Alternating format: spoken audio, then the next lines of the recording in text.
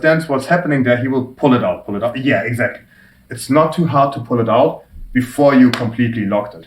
So if I feel that I have the grip, I'm immediately hip checking and I break the posture down with the grip. If the posture is broken down, even without jumping into my partner, a small wizard kick can bring my partner down. This is why it's such a strong off balance. Okay? And in the worst case, even if you let go of the grip, you can go back by posting on the mat. And if you can post on the mat, you can jump into your partner. And that's what we call can through them. If you use the wizard kick and you jump into your partner, you already see that we face the direction and then we jump through them. And if they are stubborn, we circle around. So it looks something like this. Bop, bop, bop. We jump into the partner. And we can do this if we lose the grip. So for example, I have the grip, I break my partner down, I use it, but I lose it. I still can go into this position, jump into my partner, and bring him down. You see, I started right there, but I ended with my butt away from it. It's because I had to circle around. If I'm not circling around, especially against someone like Linus, I will not take him down. He will just bring his leg to the side, to the side, to the side. But it's harder to bring the leg to the side and rotate, side and rotate. Sometimes they will still be on the knee. We will look at what we can do from there. But for now, even if you lose the grip, while you lose the grip, you can go to the mat and continue with all the stuff that we looked at so far. So now we will shift away a little bit from which uchimatas we can use and look at how we need to land. This is something very important because if I, let's say for example, throw my partner and we land like this will be pretty bad for me, okay? In judo, this would be good, but in jiu-jitsu, it's not too great. So what we try to do, while we land, we try to land perpendicular to our partner, okay? The more I land straight to my partner, the easier it is for him to flip me. It's basically like a mount. Linus, can you lay down? So if I land on my partner in a mounted position, put me to this direction, please. Yeah. If I land in a mounted position and he just rolls me over, this will be very easy for my partner, right?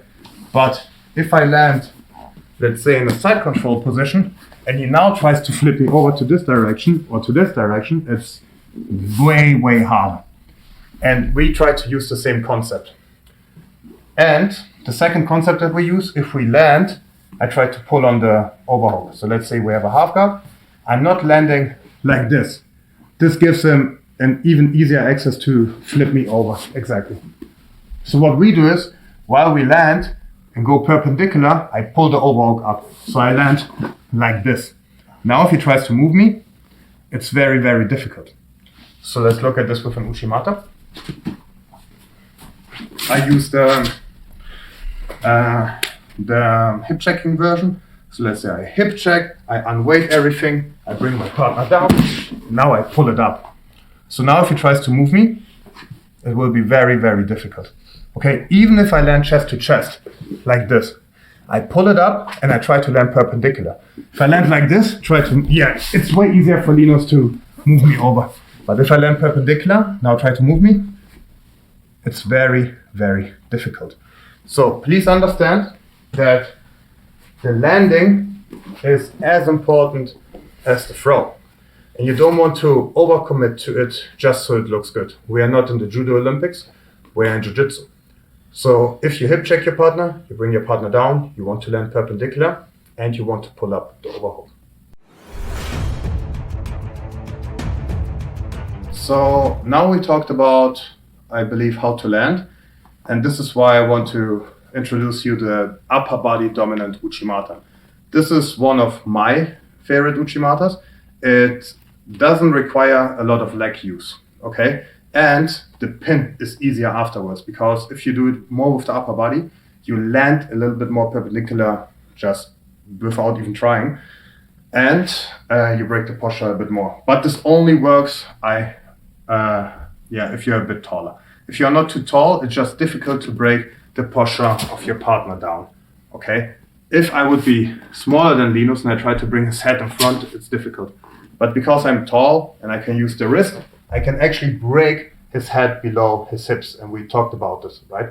So now, if I go for the Uchimata, instead of really going into my partner and kicking him, I still kick, but it's more of a rotation of my upper body. I already broke my partner down, right?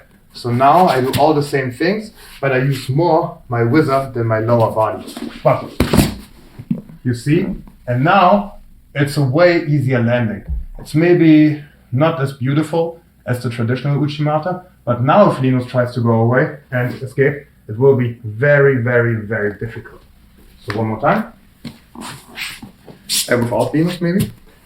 A normal Uchimata would look something like this. This Uchimata is more like this, just because I use my whole upper body rotation to bring my partner down. So right here, I go in, I hip check, I unweight him, I go down, and I use more of my upper body.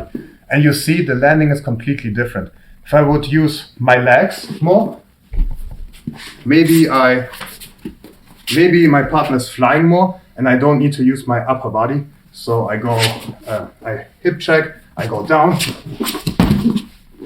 It looks more beautiful, but why do it if you're a bit taller? If you're a bit taller, the only thing you need to do is to break the posture, bring your partner down, and now you can control them.